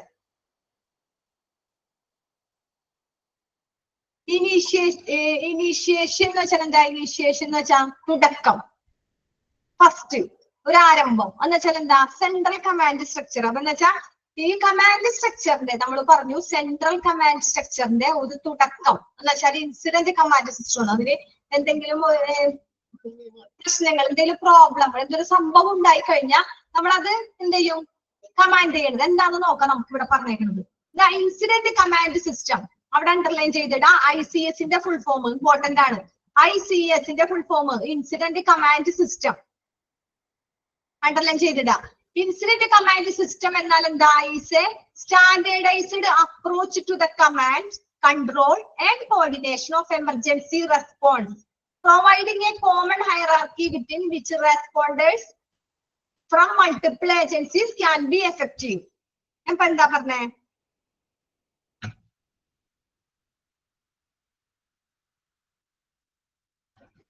എന്താ പറഞ്ഞേ? ICS എന്നാൽ എന്താണ്? ICS എന്ന് വെച്ചാൽ എന്താ? Incident command system. Incident command system എന്ന് വെച്ചാൽ എന്താ? ഇൻസിഡന്റ് കമാൻഡ് സിസ്റ്റം എന്ന് വെച്ചാൽ അതൊരു അപ്രോച്ച്, സമീപിക്കുക, സ്റ്റാൻഡേർഡ് ആയ ഒരു അപ്രോച്ച് ആണ്. എങ്ങനെ? Command, control, coordination of emergency response എന്ന് വെച്ചാൽ എന്താ? എമർജൻസി റെസ്പോൺസ്, അടിയന്തര പ്രതികരണത്തിന്റെ എമർജൻസി ആയിട്ട് എമർജൻസി റെസ്പോൺസ് ചെയ്യണത്, അടിയന്തര പ്രതികരണം, റെസ്പോണ്ട് എന്താ? പ്രതികരിക്കുക. അടിയന്തര റെസ്പോൺസിനെ കോർഡിനേറ്റ് ചെയ്യാനും കൺട്രോൾ ചെയ്യാനും പിന്നെന്താ? കമാൻഡ് ചെയ്യാം. കോർഡിനേറ്റ് എന്ന് വെച്ചാൽ എന്താ? ഏകോപിപ്പിക്കുക, ഒരുമിച്ച് നിർത്തുക, കോർഡിനേഷൻ അല്ലെ? അപ്പൊ നമ്മള് ഈ എന്താ പറഞ്ഞത്? അടിയന്തര റെസ്പോൺസ്, എമർജൻസി റെസ്പോൺസിന്റെ കമാൻഡ് കൺട്രോൾ ചെയ്യാനും പിന്നെന്താ? ഏകോപിപ്പിക്കാനും അങ്ങനെയുള്ള ഒരു സാധാരണ സമീപത്തെയാണ്, അങ്ങനെ അതിനൊക്കെ ഉള്ള ഒരു സാധാരണയായ സ്റ്റാൻഡേർഡ് ആയ ഒരു അപ്രോച്ചിനെയാണ് നമ്മൾ എന്ത് പറയണത്? ഇൻസിഡന്റ് കമാൻഡ് സിസ്റ്റം എന്ന് പറയണത്. ഓക്കെ, ഒന്നുകൂടി പറയാ, എന്താണ് incident command system? It is a standardized approach, സാധാരണ ലെവലിൽ സമീപിക്കുക. എങ്ങനെ സമീപിക്കും? എമർജൻസി റെസ്പോണ്ട്, അടിയന്തരമായിട്ടുള്ള പ്രതികരണത്തെ നമ്മൾ കമാൻഡ്, കൺട്രോള്, കോർഡിനേഷൻ അങ്ങനെ രീതിയിൽ സമീപിക്കണതിനെ പറയുന്ന പേരാണ് ഇൻസിഡന്റ് കമാൻഡ് സിസ്റ്റം. അതിലെങ്ങനെയാണ് അത് പ്രൊവൈഡ് ചെയ്യണത്? എങ്ങനെയാണ്? Common hierarchy. കോമൺ ഹയറാർക്കി എന്ന് വെച്ചാൽ എന്താ? പൊതുശ്രേണി. ഹയറാർക്കി എന്താ? ശ്രേണി, കോമൺ ആയിട്ട് പൊതുവായിട്ട് ഒരു ശ്രേണി, within which response with multiple agencies can be effective. എന്താ? ഒന്നിലധികം ഏജൻസികളല്ല, ഒന്നിലധികം എമർജൻസി ഒരു എന്താ? പ്ലാനഡ് ആയതും അൺപ്ലാനഡ് ആയതും എന്ന് വെച്ചാല് നമ്മൾ ആസൂത്രിതമായതും അല്ലെങ്കിൽ ആസൂത്രിതമല്ലാത്തതുമായ, പ്ലാൻ ചെയ്തു അല്ലെങ്കിൽ അൺപ്ലാനഡ്, പ്ലാൻ ചെയ്തതും ചെയ്യാത്തതുമായ എമർജൻസി കാര്യങ്ങൾ. അപ്പൊ ഒന്നിലധികം അങ്ങനെ എമർജൻസി കാര്യങ്ങൾക്ക് നമ്മൾ റെസ്പോണ്ട് ചെയ്യാനായിട്ട്, പ്രതികരിക്കാനായിട്ട്, ഫലപ്രദമാകാൻ കഴിയുന്ന ഒരു പൊതുശ്രേണിനെ പറയുന്ന പേരാണ് ICDS. ഒരു പൊതുശ്രേണി, അതാണ് കോമൺ ഹയറാർക്കി. അതിനാ പറയണത് എന്താ? അപ്പൊ ഒന്നും കൂടി നോക്കാം, എന്താ പറയണത്? ഇറ്റ് ഈസ് എ സ്റ്റാൻഡേർഡൈസ്ഡ്, അത് നോർമൽ ആയിട്ട് അപ്രോച്ച് ചെയ്യണത്, എമർജൻസി റെസ്പോണ്ട് ചെയ്യണ കൺട്രോള്, കമാൻഡ് ആൻഡ് കോർഡിനേഷൻ. ഇതിനൊക്കെ രൂപീകരിക്കുന്ന ഒരു സാധാരണ സമീപനത്തെയാണ് ഇൻസിഡന്റ് കമാൻഡ് സിസ്റ്റം എന്ന് പറയുന്നത്. അതുപോലെ തന്നെ അത് പ്രൊവൈഡ് ചെയ്യണത് എന്താണ്? അത് പ്രൊവൈഡ് ചെയ്യണേ കോമൺ ഹൈറാർക്കി, ഒരു പൊതു ശ്രേണി. എങ്ങനെയുള്ളത്? Which responders from multiple agencies can be effective. എന്ന് വെച്ചാൽ എന്താ? ഒന്നിലധികം എമർജൻസി കേസുകൾ റെസ്പോണ്ട് ചെയ്യുമ്പോൾ, ഒന്നിലധികം എമർജൻസി കേസുകൾ നമ്മൾ റെസ്പോണ്ട് ചെയ്യുമ്പോൾ അതിനെ ഫലപ്രദമാക്കാനായിട്ട്, അതിനൊരു ഫലം കിട്ടാനായിട്ട്, അതിനൊരു റിസൾട്ട് കിട്ടാനായിട്ട്, പ്ലാനിങ് ആയാലും അൺപ്ലാനിങ് ആയാലും അങ്ങനെയുള്ള സംഭവങ്ങൾക്ക് ഒരു ഇത് കിട്ടാനായിട്ട് ഉള്ള കാര്യങ്ങൾ പറയണാണ് ഏജൻസി. അതിനെ ക്യാൻ ബി എഫക്റ്റീവ് ആക്കുക. അതിനെ പറയണത് എന്താ? Incident command system. ഒന്നുകൂടി പറയാ, മൾട്ടിപ്പിൾ ഏജൻസീസ് എന്ന് വെച്ചാൽ ഒന്നിലധികം ഏജൻസിയിൽ നിന്ന് നമുക്ക് ഈ എമർജൻസി സിറ്റുവേഷൻ വരും, ഭയങ്കര സീരിയസ് ആയ എമർജൻസി സിറ്റുവേഷൻ. അതിനെ നമ്മൾ റെസ്പോണ്ട് ചെയ്യാനായിട്ടുള്ള ഒരു പൊതു ശ്രേണി നമ്മൾ എഫക്റ്റീവായിട്ട് ഉണ്ടാക്കിയെടുക്കാം. ഒരു പൊതു ശ്രേണിനെ എഫക്റ്റീവായിട്ട് ഉണ്ടാക്കിയെടുക്കുന്നതാണ് ICS. ഓക്കെ, മനസ്സിലായി എല്ലാവർക്കും? ICS എന്താണ്? Incident command system. അത് നമ്മൾ നോർമൽ ലെവലിൽ നമ്മൾ അതിനെ കോർഡിനേഷൻ ചെയ്യാം, ഏകോപിക്കുക, അതുപോലെ തന്നെ കൺട്രോൾ ചെയ്യാം കമാൻഡിനെ. അത് പ്രൊവൈഡ് ചെയ്യണത് എന്താ? പ്രൊവൈഡ് ചെയ്യണത് കോമൺ ഹൈറാർക്കി, ഒരു പൊതു ശ്രേണി. എങ്ങനെയുള്ള പൊതു ശ്രേണിയാ? നമ്മൾ ഒരേ രീതിയിൽ ഒരുപാട് പേഷ്യൻസിനെ പ്രതികരിക്കാത്ത, അങ്ങനെയുള്ള റെസ്പോണ്ട് ചെയ്യണത് അങ്ങനെ പ്രതികരിക്കുമ്പോ നമ്മൾ ഒരുപാട് മൾട്ടിപ്പിൾ ഏജൻസികൾ ഉണ്ടാക്കും, ഒന്നിലധികം ഏജൻസികൾ ഉണ്ടാക്കും. അതിനെ നമ്മളെ എഫക്റ്റീവ് ആക്കും, കാര്യക്ഷമമാക്കും. ഇത് കാരണം പ്രതികരിക്കണ്ടേ, റെസ്പോണ്ട് ചെയ്യാൻ വേണ്ടിയിട്ട്. അപ്പൊ അതിന് വേണ്ടിയിട്ടുള്ള ഒരു കോമൺ ഹൈറാർക്കിയാണ് ഈ ICS എന്ന് പറയുന്നത്. ഓക്കെ ആണോ? ഓക്കെ, നെക്സ്റ്റ് ഓക്കെ, HICS എന്ന് വെച്ചാൽ എന്താ? HICS എന്ന് വെച്ചാൽ ഹോസ്പിറ്റൽ ഇൻസിഡന്റ് കമാൻഡ് സിസ്റ്റം. ഹോസ്പിറ്റലിൽ എന്തായത്? Incident management system based on principles of the incident command system. Incident command സിസ്റ്റത്തിന്റെ ആ പ്രിൻസിപ്പിൾസിന്റെ ആ തത്വങ്ങളിലെ ബേസ് ചെയ്തിട്ടാണ് ഹോസ്പിറ്റലില് ഇൻസിഡന്റ് മാനേജ് സിസ്റ്റം ഉള്ളത്. ഓക്കെ, അപ്പൊ എങ്ങനെയാണ് ഹോസ്പിറ്റൽ മാനേജ് സിസ്റ്റം ഉള്ളത്? HIS, hospital incident command system എന്നത് ഇൻസിഡന്റ് കമാൻഡ് സിസ്റ്റത്തിന്റെ തത്വങ്ങളെ അടിസ്ഥാനമാക്കിയിട്ടുള്ള ഒരു മാനേജ്മെന്റ് ആണ്, ഇൻസിഡന്റ് മാനേജ്മെന്റ് ആണ് HICS എന്ന് പറയുന്നത്. അതില് എങ്ങനെയാണ് നമ്മൾ ഇത് നോക്കാം? വിച്ച് അസിസ്റ്റ്, അതിൽ അസിസ്റ്റ് ചെയ്യണത്, അതിൽ നമ്മളെ ആരൊക്കെ അസിസ്റ്റ് ചെയ്യാം? ഹോസ്പിറ്റൽസ് അല്ലെങ്കിൽ ഹെൽത്ത് കെയർ ഓർഗനൈസേഷൻ. അതിൽ ആരെ അസിസ്റ്റ് ചെയ്യാം? ഹോസ്പിറ്റലുകാർക്കും അല്ലെങ്കിൽ ഏതെങ്കിലും ആരോഗ്യ കെയർ പരിചരണം കൊടുക്കുന്ന ഓർഗനൈസേഷനും ഇംപ്രൂവിങ് ഡയർ എമർജൻസി പ്ലാനിങ്. നമുക്ക് എന്തെങ്കിലും നമ്മുടെ അടിയന്തരമായിട്ട് എന്തെങ്കിലും എമർജൻസി പ്ലാനിങ് എന്തെങ്കിലും ഉണ്ടെങ്കിൽ അതിനെ റെസ്പോണ്ട് ചെയ്യുക. ആൻഡ് റിക്കവറി കപ്പബിലിറ്റീസ് എന്ന് വെച്ചാൽ എന്താ? കഴിവ്. റിക്കവറി എന്ന് വെച്ചാൽ അതിൽ നിന്ന് മോചനം കിട്ടാം, മാറ്റിയെടുക്കാം, അതിനുള്ള ഒരു കഴിവ്. For unplanned and planned events. ഇവിടെ നേരത്തെ പറഞ്ഞില്ലേ, പ്ലാനഡും അല്ലാത്തതും അൺപ്ലാനഡുമായ സംഭവങ്ങളിൽ. അപ്പൊ പ്ലാൻഡ് ആയതും പ്ലാൻ അല്ലാത്തതുമായ സംഭവങ്ങളിൽ അതിന്റെ പ്രതികരണങ്ങൾ വീണ്ടെടുക്കാനായിട്ട് നമ്മൾ ആശുപത്രിയിലെ ഹോസ്പിറ്റലിനെയും ഹെൽത്ത് കെയർ ഫെസിലിറ്റിനെയും അതിനുള്ള ആ ഒരു ഇൻസിഡന്റ് മാനേജ്മെന്റിന്റെ ആ ഒരു ഇൻസിഡന്റിന്റെ ബേസ്ഡ് ആയിട്ടാണ് സഹായിക്കാനായിട്ടാണ് ഹോസ്പിറ്റലിൽ ഇൻസിഡന്റ് കമാൻഡ് സിസ്റ്റം ഉള്ളത്. ഓക്കെ, അപ്പൊ ഒന്നും കൂടി പറയാം, ഹോസ്പിറ്റലിലെ കമാൻഡ് സിസ്റ്റത്തിന്റെ ആവശ്യം എന്താ? ഇൻസിഡന്റ് മാനേജ്മെന്റ് സിസ്റ്റം നമ്മൾ പറഞ്ഞു ICS. അതിന്റെ സാധാരണ ലെവലിൽ ബേസ് ചെയ്ത് അതിന്റെ പ്രിൻസിപ്പിൾസിനെ, അതിന്റെ തത്വങ്ങളെ ബേസ് ചെയ്തതാണ് ഏതാ? Hospital incident command system. അത് അസിസ്റ്റ് ചെയ്യണത് വിച്ച് അസിസ്റ്റ് ഹോസ്പിറ്റലിനെ ഹെൽത്ത് കെയർ ഓർഗനൈസേഷനെ. അത് പ്ലാനഡ് ആയാലും അൺപ്ലാനഡുമായ എമർജൻസി മാനേജ്മെന്റിന്റെ പ്ലാനിങ്, അവരെ പ്രതികരണം അല്ലെങ്കിൽ റിക്കവറി കപ്പബിലിറ്റീസ് അത് ഇംപ്രൂവ് ചെയ്യാനായിട്ടാണ് ഇംപ്രൂവ് ചെയ്യാനായിട്ട് നമ്മൾ അസിസ്റ്റ് ചെയ്യണം. ഓക്കെ, അതിനു വേണ്ടിയിട്ടാണ് ഹോസ്പിറ്റൽ ഇൻസിഡന്റ് കമാൻഡ് സിസ്റ്റം നിലവിൽ വന്നത്. ഓക്കെ ആണോ? ഒന്നുകൂടി പറയാം, എന്താ പറഞ്ഞേ? ഹോസ്പിറ്റൽ ഇൻസിഡന്റ് കമാൻഡ് സിസ്റ്റം എന്നത് എന്താ? ഇൻസിഡന്റ് കമാൻഡ് സിസ്റ്റത്തിന്റെ തത്വങ്ങളെ ബേസ് ആക്കിയിട്ട് അടിസ്ഥാനമാക്കിയിട്ടുള്ള ഒരു ഇൻസിഡന്റ് മാനേജ്മെന്റ് സിസ്റ്റമാണ്. പിന്നെ എന്താ പറഞ്ഞേ? ഇത് പ്ലാൻ ആയതും ആസൂത്രണമായതും അല്ലെങ്കിൽ അൺപ്ലാനഡുമായ ഇവന്റുകൾക്ക് വേണ്ടി അവരുടെ എമർജൻസി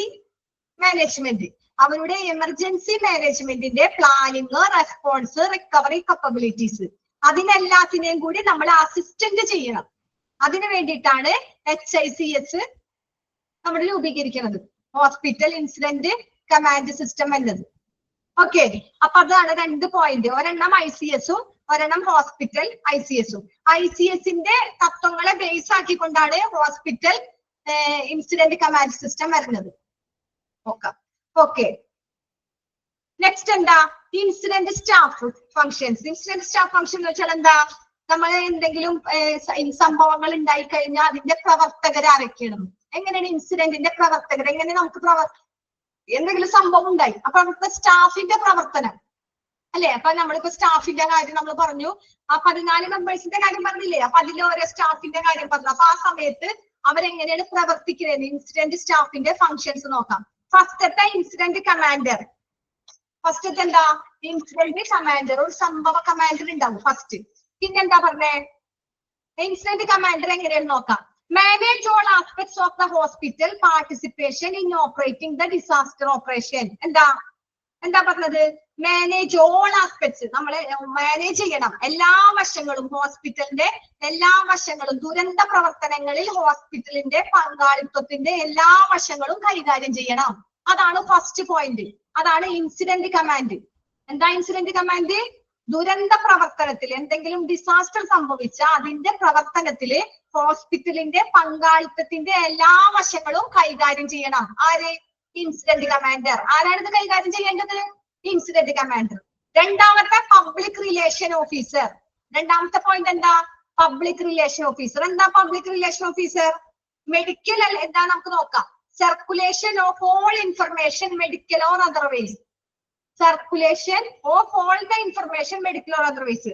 മെഡിക്കലിനെ കുറിച്ച് അല്ലെങ്കിൽ അതിന്റെ വേറെ അതർവൈസ്, വേറെ മറ്റേതെങ്കിലും വിവരങ്ങളെ കുറിച്ച് ഒരു സർക്കുലേഷൻ കൊടുക്കാം. അതിന്റെ എല്ലാ വിവരങ്ങളെ കുറിച്ച് ഒരു സർക്കുലേഷൻ കൊടുക്കാം. അതിന്റെ ഡ്യൂട്ടി ആർക്കാ? പബ്ലിക് റിലേഷൻ ഓഫീസർക്ക്. ഓരോരുത്തരെയും ഡ്യൂട്ടി കറക്റ്റ് ഓർത്തിരിക്കുക. ഓക്കെ, അപ്പൊ പബ്ലിക് റിലേഷന്റെ ഓഫീസറിന്റെ ഡ്യൂട്ടി എന്താ? സർക്കുലേഷൻ കൊടുക്കണം. എന്താ ഡ്യൂട്ടി? സർക്കുലേഷൻ കൊടുക്കണം. എന്ത് സർക്കുലേഷൻ കൊടുക്കണം?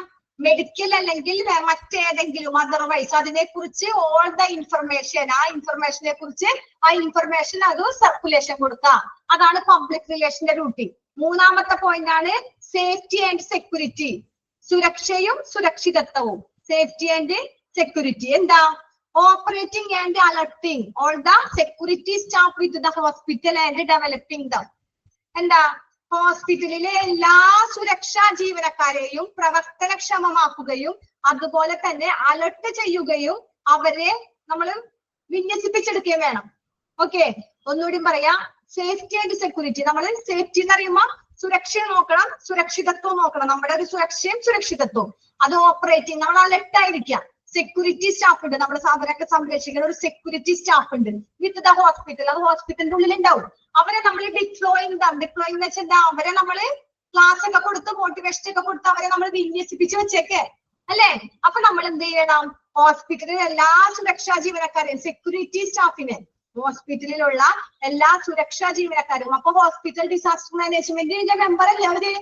അല്ലെ? ഈ സെക്യൂരിറ്റി സ്റ്റാഫ് എന്ന് പറയുന്നത് ഹോസ്പിറ്റൽ ഡിസാസ്റ്റർ മാനേജ്മെന്റിന്റെ മെമ്പർ ആണ്.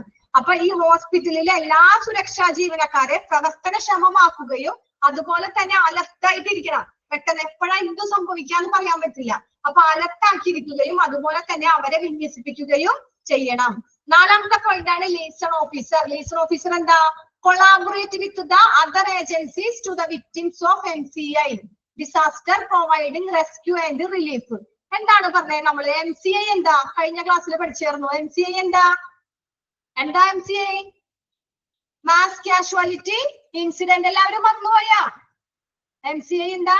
Mass casualty incident. കൂട്ടപകടങ്ങൾ, പെട്ടെന്ന് കൂട്ടപകടങ്ങൾ ഉണ്ടാവില്ലേ? അപ്പൊ അങ്ങനെ ഒരു അപകടങ്ങൾ ഉണ്ടാവുമ്പോ മാസ് കാഷ്വാലിറ്റി ഇൻസിഡന്റില് ദുരന്തത്തിന് ഇരയായി ഒരുപാട് അങ്ങനെ കൂട്ടപകടങ്ങൾ ഉണ്ടായി. ആ ദുരന്തത്തിന് ഇരയായവർക്ക് മറ്റേ ഏജൻസിയുമായിട്ട്, വേറെ ഏതെങ്കിലും ഒരു ഏജൻസിയുമായിട്ട് നമ്മൾ എന്ത് വേണം, അവരെ കണക്ട് ചെയ്ത് കൊടുക്കുക, സഹകരിച്ചു കൊടുക്കുക. അതുപോലെ തന്നെ അവർക്ക് നമ്മൾ രക്ഷാപ്രവർത്തനവും റെസ്ക്യൂ ആൻഡ് റിലീഫ്, ഒരു ആശ്വാസവും കൊടുക്കുക. അവരെ നമ്മൾ സംരക്ഷിക്കുകയും ചെയ്യാം, അതുപോലെ തന്നെ ഒരു റിലീഫ് കൊടുക്കാം. അവർക്ക് വേണ്ട കാര്യങ്ങള് വേറെ ഏജൻസി ആയിട്ട് ബന്ധപ്പെട്ട് അവർക്ക് വേണ്ട കാര്യങ്ങൾ നമ്മൾ ചെയ്തു കൊടുക്കാൻ വേണം. പ്രൊവൈഡിങ് റെസ്ക്യൂ ആൻഡ് റിലീഫ്, അതാണ് ലീസൺ ഓഫീസറിന്റെ ഡ്യൂട്ടി. ഇമ്പോർട്ടന്റ് ആണ്, എല്ലാവരും അടയാളപ്പെടുത്തി വെക്കാം. ലീസൺ ഓഫീസറിന്റെ ഡ്യൂട്ടി എന്താ? Collaborate with the other agencies, മറ്റേ ഏജൻസിയുമായിട്ട് സഹകരിച്ച് of the victims mass casualty incident, ഈ കൂട്ടപകടങ്ങൾ സംഭവിച്ചു കഴിഞ്ഞാൽ അവരുടെ അതിലിരയായവർക്ക് വേണ്ടിയിട്ട് നമ്മൾ വേറൊരു ഏജൻസിയുമായിട്ട് സഹകരിച്ച് അവർക്ക് വേണ്ട കാര്യങ്ങൾ ചെയ്തു കൊടുക്കണം.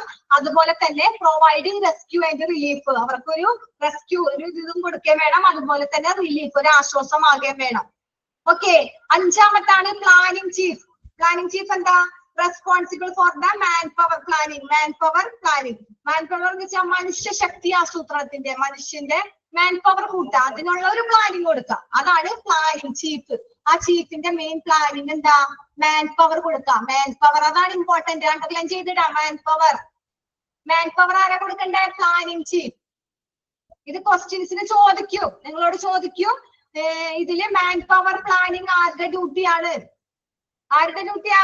പ്ലാനിംഗ് ചീഫിന്റെ. ഓക്കെ, നെക്സ്റ്റ് എന്താ? Operations chief. ഓപ്പറേഷൻസിന്റെ മേധാവി. അവരെന്താ ചെയ്യണേ? Complete incharge all patients care activities. Complete എല്ലാ പേഷ്യൻസിനും ട്രീറ്റ്മെന്റ് അല്ലെങ്കിൽ കെയർ, അതിന്റെ പ്രവർത്തനങ്ങൾക്കുള്ള ഫുൾ ഇൻചാർജ് കൊടുക്കാം. അതാരാ കൊടുക്കണ്ടേ? Operation chief. അതാരാ കൊടുക്കണ്ടേ? Operation chief. അതിന്റെ ഡ്യൂട്ടി ഓൾ പേഷ്യന്റ് കെയർ ആക്ടിവിറ്റീസിന്റെ ഇൻചാർജ്. പിന്നെന്താ? Logistic chief. ലോജിസ്റ്റിക് എന്താ ചെയ്യാ? അവരെന്താ ചെയ്യണ്ടേ? Incharge of all support services of the hospital. ഹോസ്പിറ്റലിന്റെ മറ്റു കാര്യങ്ങൾക്ക് വേണ്ടിയിട്ട് ഓൾ സപ്പോർട്ട്, എല്ലാ സപ്പോർട്ടും അവർക്ക് സേവനങ്ങൾ അതിന്റെ ഉള്ള സർവീസും ചെയ്യാം. All support service of the hospital ആരാ ചെയ്യണ്ടേ? Logistic chief. ആരാ? ലോജിസ്റ്റിക്കിന്റെ ചീഫ്. പിന്നെന്താ? എട്ടാമത്തെ പോയിന്റ് ആണ് ഫിനാൻസ് ഓഫീസർ. ഫിനാൻസ് എന്ന് പറയുമ്പോൾ തന്നെ അറിയാം എന്തായിരിക്കും ഫിനാൻസ് ആയിട്ട് ബന്ധപ്പെട്ടത്? അക്കൗണ്ട്സ്, ഫീസ്, കാശ്, അങ്ങനത്തെ കാര്യങ്ങൾ അല്ലേ? അപ്പൊ നമ്മൾ ഓർക്കാം, accountable for allocation of emergency fund and clear the way of emergency purchase. എന്താ? അവർക്ക് എന്തെങ്കിലും എമർജൻസി അടിയന്തര ഫണ്ട് എന്തെങ്കിലും അവർക്കുണ്ടെങ്കിൽ, ഇങ്ങനെ നമ്മൾ ദുരിതാശ്വാസ ഫണ്ട് എന്നൊക്കെ പറഞ്ഞ് നമ്മൾ കൊടുത്തിട്ടില്ല. അപ്പൊ എന്തെങ്കിലും ഡിസാസ്റ്റർ എന്തെങ്കിലും ഉണ്ടെങ്കിൽ അവർക്ക് അതുമായിട്ട് ബന്ധപ്പെട്ടത്, അക്കൗണ്ടബിൾ ആയിട്ട് ബന്ധപ്പെട്ടതും ഫണ്ടായിട്ട് clear the way emergency purchase, അടിയന്തര ഫണ്ട് അനുവദിക്കാനും അത് വഴിയൊരുക്കാനുള്ള ഉത്തരവാദിത്തം നമ്മൾ ചെയ്യണം. അതാർക്കാ? ഫിനാൻസ് ഓഫീസർക്ക്. മനസ്സിലായി? അപ്പൊ ക്യാഷിന്റെ കാര്യങ്ങളുമായിട്ട് ബന്ധപ്പെട്ടതെല്ലാം ചെയ്യേണ്ടത് ആരാ? Finance officer. ഓക്കെ, അപ്പൊ ഈ പോയിന്റുകൾ ഓരോന്നും 8 പോയിന്റ് നമ്മൾ പറഞ്ഞു. 8 പോയിന്റിൽ 8 പേരുടെ ഡ്യൂട്ടി നമ്മൾ പറഞ്ഞു. അത് ഇമ്പോർട്ടന്റ് ആണ്, എല്ലാവരും ഓർത്തിരിക്കണം. Planning chief, manpower planning കൊടുക്കുന്നത് ആരാ? കൊടുക്കുന്നത് പ്ലാനിംഗ് ചീഫ്. ഓക്കെ, ഓൾ പേഷ്യൻസിന്റെ കെയർ ആക്ടിവിറ്റീസ് അതാർക്കാ? ഓപ്പറേഷൻ ചീഫിന്. പിന്നെ ഓൾ സപ്പോർട്ട് സർവീസ് അതിന്റെ ഇൻചാർജ് ലോജിസ്റ്റിക് ചീഫിന്. ഫിനാൻസ് ഓഫീസർ എന്താ ചെയ്യാ? Is accountable for allocation emergency fund, fees, അങ്ങനത്തെ കാര്യങ്ങൾ, എമർജൻസി കാര്യങ്ങൾ, അവർക്ക് എന്തെങ്കിലും ക്യാഷിന്റെ കാര്യങ്ങൾ ഉണ്ടെങ്കിൽ, അവർക്ക് ഫണ്ടിന്റെ കാര്യങ്ങൾ ഉണ്ടെങ്കിൽ, അങ്ങനത്തെ കാര്യങ്ങളൊക്കെ കൈകാര്യം ചെയ്യണത് ആരാ? ആരാ? Finance officer. ഓക്കെ, എല്ലാവരും ഇല്ലേ ഇവിടെ? ഉറങ്ങിയ എല്ലാവരും? Okay, next preparation of job cards. എന്ന് വെച്ചാൽ എന്താ? ഓക്കെ, കുറച്ച് പേര്, 1-2 പേരെങ്കിലും ഞാൻ പറയുമ്പോൾ അത് റെസ്പോണ്ട് ചെയ്യണ്ടല്ല. താങ്ക്സ്. കൗണ്ട് വളരെ കുറവാ, 15 പേരുള്ളൂ. Okay, preparation of job cards. നമ്മൾ പറഞ്ഞു കാർഡുകൾ തയ്യാറാക്കണത്. ജോബ് കാർഡ് എന്ന് വെച്ചാൽ എന്തെങ്കിലും അവർക്ക് ജോലി ചെയ്യാനായിട്ട് എന്തെങ്കിലും ഒരു കാർഡ്, അങ്ങനെ പ്രിപ്പറേഷൻ, അത് തയ്യാറാക്കണത്. എങ്ങനെ തയ്യാറാക്കണേന്ന് നോക്കാം. Each and every position in the organisational chart. ICS എന്താണ് നമ്മൾ പഠിച്ചേ? Incident command system. ICS. അപ്പൊ ഇൻസിഡന്റ് എന്ന് വെച്ചാൽ എന്താ? ഓർഗനൈസേഷൻ എന്ന് പറഞ്ഞൊരു ചാർട്ട്. ആ ഒരു ഓർഗനൈസേഷൻ എന്താ? ആ ഒരു ഹോസ്പിറ്റൽ ഡിസാസ്റ്റർ മാനേജ്മെന്റ്, ആ ഒരു ഓർഗനൈസേഷൻ. നമ്മൾ ഇവിടെ പഠിക്കുന്നത് എന്താ? ഹോസ്പിറ്റൽ ഡിസാസ്റ്റർ മാനേജ്മെന്റ് അല്ലേ പഠിക്കണേ? അപ്പൊ ആ ഒരു ഓർഗനൈസേഷന്റെ ചാർട്ടിൽ ഈച്ച് ആൻഡ് എവരി പൊസിഷൻ എന്ന് വെച്ചാൽ എന്താ? എല്ലാവർക്കും എല്ലാവരുടെയും സ്ഥാനവും അതിന്റെ ആ ഒരു ഈച്ച് ആൻഡ് പൊസിഷൻ എങ്ങനെയായിരിക്കണം? Comprehensive, stored, safety and colour coded and laminated. അത് ഒരു സെന്റൻസ് ആണ് ട്ടാ. പോയിന്റ് ഇട്ടത് മാറിയതാണ്. ഈച്ച് കഴിഞ്ഞിട്ട് കോംപ്രഹെൻസീവ് എന്നുള്ളത് അതിന്റെ കൂടെ തന്നെ ഉള്ളതാ. ഓക്കെ, അപ്പൊ അവരുടെ ICSന്റെ ഒരു ചാർട്ട് ഉണ്ട്, ഇൻസിഡന്റ് കമാൻഡ് സിസ്റ്റം. ആ ഇൻസിഡന്റ് കമാൻഡ് സിസ്റ്റത്തിന്റെ ഓർഗനൈസേഷന്റെ കാർഡ് എങ്ങനെയായിരിക്കണം? Card comprehensive and stored safely, colour code ആയിരിക്കണം, അതുപോലെ തന്നെ ലാമിനേറ്റ് ചെയ്തതായിരിക്കണം. എന്ന് വെച്ചാൽ എന്താ? സുരക്ഷിതമായും സംഭരിക്കുന്നതും സുരക്ഷിതമായിട്ടിരിക്കണം. സ്റ്റോർഡ് സേഫ്റ്റി എങ്ങനെ നമ്മള് സുരക്ഷിതമായിട്ടും, പിന്നെ കോംപ്രഹെൻസീവ് എന്ന് വെച്ചാൽ എന്താ? നമ്മളത് കോംപ്രഹെൻസീവ് സംരക്ഷിക്കുക, പിന്നെന്താ? കളർ കോഡ് ചെയ്യുക, പിന്നെ ലാമിനേറ്റ് ചെയ്യുക. അങ്ങനെ ആയിരിക്കണം കാർഡിന്റെ കാര്യം. അതാണ് organisational chart. Every position, each and every പൊസിഷന്റെ organisation chart comprehensive, stored safety and colour code and laminate. Laminate ചെയ്ത് കണ്ടിട്ടില്ലേ? നമ്മുടെ ആധാർ കാർഡും വണ്ടിയുടെ ബുക്കും പേപ്പറൊക്കെ ലാമിനേറ്റ് ചെയ്ത് വരുന്നത് അങ്ങനെ ആയിരിക്കണം. പിന്നെന്താ? In all area related with the emergency management plan. എല്ലാ ഏരിയയിലും ഇപ്പൊ എന്താ പറഞ്ഞത്? എമർജൻസി മാനേജ്മെന്റിന്റെ പ്ലാനുമായിട്ട് ബന്ധപ്പെട്ട എല്ലാ മേഖലയിലും, എമർജൻസി മാനേജ്മെന്റിന്റെ പ്ലാനുമായിട്ട് ബന്ധപ്പെട്ട എല്ലാ മേഖലയിലും എന്തുണ്ടായിരിക്കണം? Checklist of instructions for the key individuals. ഓരോന്നിനും എന്തുണ്ടായിരിക്കണം?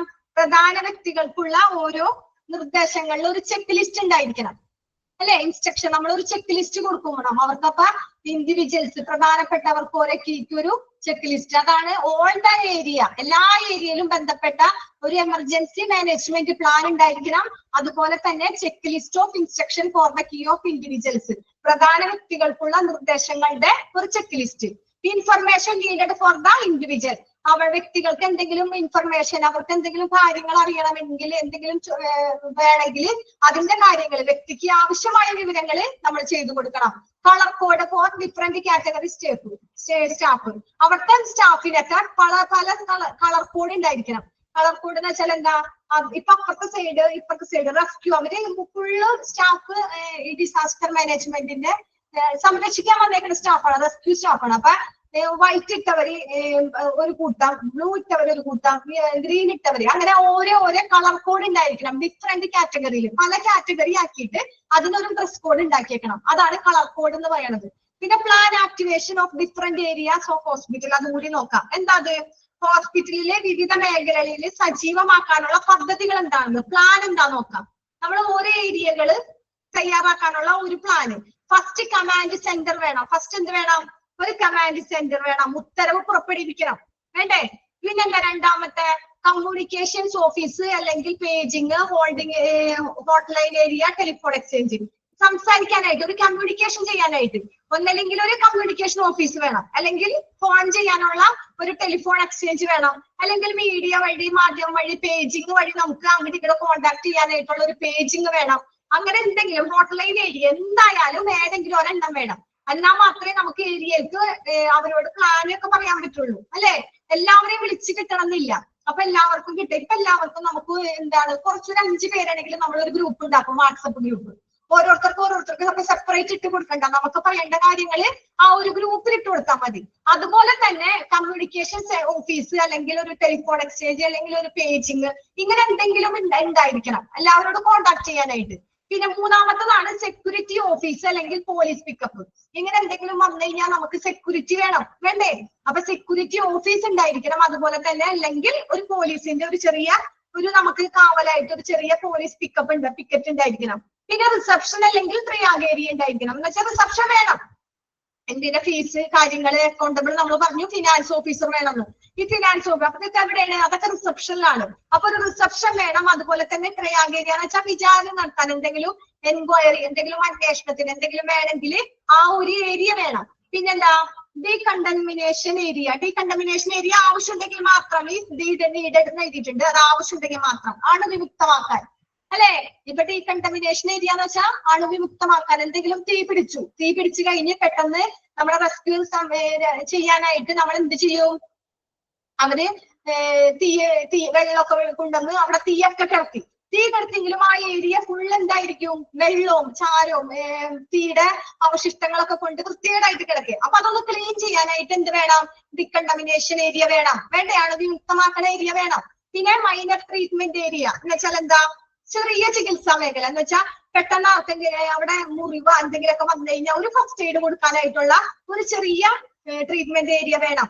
Acute care area, emergency department എന്ന് വെച്ചാൽ എന്താ, എന്തെങ്കിലും അടിയന്തരമായിട്ട് പെട്ടെന്ന് അടിയന്തരമായിട്ട് ഒരു സീരിയസ് അവിടെ എന്തെങ്കിലും ആർക്കെങ്കിലും പെട്ടെന്ന് ഒരു സീരിയസ് പേഷ്യന്റ് എന്തെങ്കിലും വന്നു കഴിഞ്ഞാൽ അതിന് ചെയ്യാനുള്ള ഒരു എമർജൻസി ഡിപ്പാർട്ട്മെന്റ് വേണം. അതുപോലെ തന്നെ ഡെഫിനിറ്റീവ് കെയർ ഏരിയ എന്ന് വെച്ചാൽ എന്താ, ഓപ്പറേഷൻ തിയേറ്റർ, വാർഡ്, ICU അങ്ങനത്തെ ഇല്ലേ, കൃത്യമായ പരിചരണ മേഖല എന്ന് വെച്ചാൽ നമ്മള് പെട്ടെന്ന് പേഷ്യൻസിനെ ഷിഫ്റ്റ് ചെയ്യാനായിട്ട് വാർഡിനേക്കാളും നമ്മൾ ICUലോട്ട് ഷിഫ്റ്റ് ചെയ്യും, അല്ലെങ്കിൽ ഓപ്പറേഷൻ തിയേറ്ററിലോട്ട് ഇപ്പൊ തന്നെ ഓപ്പറേഷൻ ചെയ്യണം, അങ്ങനത്തെ ഒരു പേഷ്യൻസ് ഉണ്ടാവും. നമ്മൾക്ക് എന്താ അവിടെ ഡിസാസ്റ്റർ നടന്നേക്കാണ്, ഡിസാസ്റ്റർ അതോറിറ്റിയുടെ തന്നെ നമ്മള്. അപ്പൊ ആ ഡിസാസ്റ്ററിൽ നമ്മൾ ഇത്രയും കാര്യങ്ങൾ നോക്കണം. Definitive care area, OT, ward പോലത്തെ. പിന്നെ intensive treatment area and activation of high dependency units എന്ന് വെച്ചാൽ എന്താ, അവിടെ ഡിപ്പെൻഡൻസി എന്ന് വെച്ചാൽ തീവ്ര ചികിത്സാ മേഖലയും ഉയർന്ന ഡിപ്പെൻഡൻസി യൂണിറ്റും എന്ന് വെച്ചാൽ പെട്ടെന്ന് നമ്മൾ ആരെങ്കിലും ആശ്രയിക്കാനായിട്ട്. അപ്പൊ അത് ഞാൻ നോക്കിയിട്ട് പറയാം, ഡിപ്പെൻഡൻസി ആണോ ഡിസ്പെൻസറി ആണോ നോക്കിയിട്ട് പറയാട്ടാ. അതവിടെ നിങ്ങൾ അണ്ടർലൈ ഒരു വട്ടിട്ട് വെച്ചേക്ക്, അടുത്ത ക്ലാസ്സിൽ ഞാൻ പറയാം ഡിപ്പെൻഡൻസി എന്നായിരിക്കും ഡിസ്പെൻസറി എന്ന് നോക്കട്ടെ. അപ്പൊ ഇന്റൻസീവ് ട്രീറ്റ്മെന്റ് എന്തെങ്കിലും നമുക്ക് പ്രശ്നങ്ങളാ ട്രീറ്റ്മെന്റ് ചെയ്യാനുള്ള ആ ഒരു ഇത് തീവ്ര പരിചരണ മേഖലവും ഉയർന്ന ഡിസ്പെൻസറി എന്നായിരിക്കും യൂണിറ്റ് വേണം. പിന്നെന്താ, മോർച്ചറി. ഒരുപാട് പേര് ഈ ഡിസാസ്റ്റർ ഒക്കെ സംഭവിച്ച ഒരുപാട് പേര് മരിക്കാനിടയുണ്ട്. അപ്പം അങ്ങനെ മരിച്ചവരൊക്കെ കിടക്കാനായിട്ട് ഒരു മോർച്ചറി വേണം. പിന്നെ holding area for relatives non injury, മുറിവ് പറ്റാത്തവർക്ക് ഇരിക്കാനും അല്ലെങ്കിൽ അവരുടെ റിലേറ്റീവ്സിന് ഇരിക്കാനും ഒരു ഹോൾഡിംഗ് ഏരിയ വേണം, ഇരിക്കാനായിട്ട് ഒരു റെസ്റ്റ് ചെയ്യാന്ന് വെച്ചാൽ അവര് വന്ന് പേഷ്യൻസിനെ നമ്മള് എന്തെങ്കിലുമൊക്കെ അപകടം സംഭവിച്ചു, ദുരന്തം സംഭവിച്ചു, പേഷ്യന്റിനെ നമ്മള് കാഷ്വാലിറ്റിയിലായാലും കയറ്റിയൊക്കെയാണെങ്കിൽ അവരെ റിലേറ്റീവ്സിന് വിവരറിയാനുള്ള, റിലേറ്റീവ്സിന് നമ്മൾ വീട്ടിൽ വിടില്ല, എന്തെങ്കിലും ഒരു ആവശ്യത്തിന് ഇവരെ വിളിക്കേണ്ടിയൊക്കെ വരും. അപ്പൊ നമ്മൾ എന്ത് ചെയ്യും, ഈ റിലേറ്റീവ്സിനെ ഇരുത്തും ഒരു റൂമില്. അതിനാണ് റിലേറ്റീവ്സിനായാലും നോൺ ഇഞ്ചേർഡ്, മുറിവ് പറ്റാത്തവര്. അപ്പൊ അവരുണ്ടെങ്കിൽ ഇതെങ്ങനെ സംഭവിച്ചു എന്നൊക്കെ നമുക്ക് അറിയാൻ പറ്റുള്ളൂ. അപ്പൊ അങ്ങനെയുള്ളവർക്കൊക്കെ വേണ്ടി ഇരിക്കാനായിട്ട് ഒരു ഹോൾഡിംഗ് ഏരിയ വേണം. Area for holding media briefs, മീഡിയക്കാർക്ക്. ഇപ്പൊ പത്രക്കാർ ഒരു ചെറിയ എന്തെങ്കിലും ഒരു ഡിസാസ്റ്റർ ഉണ്ടെങ്കിൽ തന്നെ പത്രക്കാർ ഓടി വന്ന് എന്താണ് ഇങ്ങനെ എന്നൊക്കെ ചോദിച്ച് നമ്മളെ, അപ്പൊ അവരെ നമ്മളൊരു നിർത്തണം. അവർക്ക് ഇരിക്കാനായിട്ട് ഒരു ഏരിയ വേണം, ഒരു ഹോൾഡിംഗ് ഏരിയ. മീഡിയക്കാർക്ക് ഇരിക്കാനായിട്ട് ഒരു ചെറിയ ഹോൾഡിംഗ് ഏരിയ വേണം. അതുപോലെ തന്നെ ലാസ്റ്റ് വൺ എന്താ, area for keeping patients in case part of the hospital is plan activation. Different areas hospital important ആണോ മിസ്? പ്ലാൻ ഇമ്പോർട്ടന്റ് ആണ്. ഇമ്പോർട്ടന്റ് എന്ന് വെച്ചാൽ നിങ്ങൾ അതിന്റെ പോയിന്റ് മാത്രം ഓർത്താൽ മതി, അത് ഇമ്പോർട്ടന്റ് ആണ്. പ്ലാൻ അല്ല, ഇതിന്റെ പ്ലാൻസ് ഒക്കെ ഇമ്പോർട്ടന്റ് ആണ്. നിങ്ങൾ അതിന്റെ കാര്യങ്ങൾ മാത്രം ഓർത്തിരിക്കുക. Area for keeping, last point എന്താ, area for keeping patients in case part of the hospital evaluated. ആശുപത്രിയുടെ ഒരു ഭാഗം ഒഴിപ്പിച്ച് രോഗികളെ സൂക്ഷിക്കാനായിട്ട് നമ്മൾ ശ്രമിക്കണം. എന്താ ഏരിയ ഫോർ കീപ്പിംഗ്, നമ്മൾ പേഷ്യൻസിനെ സംരക്ഷിക്കണം, കീപ്പ് ചെയ്യണം. അതെങ്ങനെ, in case of part of the hospital evaluated, ഹോസ്പിറ്റലിന്റെ ഒരു ഭാഗത്ത്, എല്ലാ ഭാഗത്തും ഡിസാസ്റ്ററിന്റെ ഇങ്ങനെ പേഷ്യൻസും ബൈസ്റ്റാൻഡറും റിലേറ്റീവും ഒക്കെ ഭയങ്കര പ്രശ്നങ്ങളും പോലീസും മാധ്യമക്കാരും എല്ലാവരും കൂടി ഇങ്ങനെ തിക്കി നിറഞ്ഞു നിൽക്കുകയാണ്. അപ്പൊ പേഷ്യൻസിന് എന്താ, അവർക്ക് കറക്റ്റ് രീതിയിൽ ഒരു പ്രൊട്ടക്ഷൻ കിട്ടണില്ല. അപ്പൊ നമ്മൾ പേഷ്യൻസിന് മാത്രമായിട്ട് ഒരു ഏരിയ, അതാണ് പ്രധാനപ്പെട്ടത്. ആശുപത്രിയുടെ ഒരു ഭാഗം ഒഴിപ്പിച്ച് രോഗികളെ മാത്രം സൂക്ഷിക്കാനായിട്ട് നിർത്തണം. അതാണ് ലാസ്റ്റ് പോയിന്റ് പറഞ്ഞത്, area for keeping patients in case of part of the hospital is evacuated. ഇതെന്ന് വെച്ചാൽ നിങ്ങൾ ഇതിന്റെ പോയിന്റ് അത്രയും നമുക്ക് ഇപ്പൊ ഇന്ന് എടുക്കാം, ബാക്കി അടുത്ത ക്ലാസ്സിൽ എടുക്കാം. ഇത്രയും എന്ന് വെച്ചാൽ എന്താ, പ്ലാൻ ആക്ടിവേഷൻ എന്ന് വെച്ചാൽ ഇമ്പോർട്ടന്റ് അല്ല എന്നാ പറയുമ്പോൾ അത് ഇമ്പോർട്ടന്റ് അല്ല. പക്ഷെ ക്വസ്റ്റ്യൻ ആൻസർ മേഡം ബാക്കി പിന്നീട്, ഓക്കെ ബാക്കി പിന്നെടുക്കാം, അത്രേ ഉള്ളൂ. Plan activation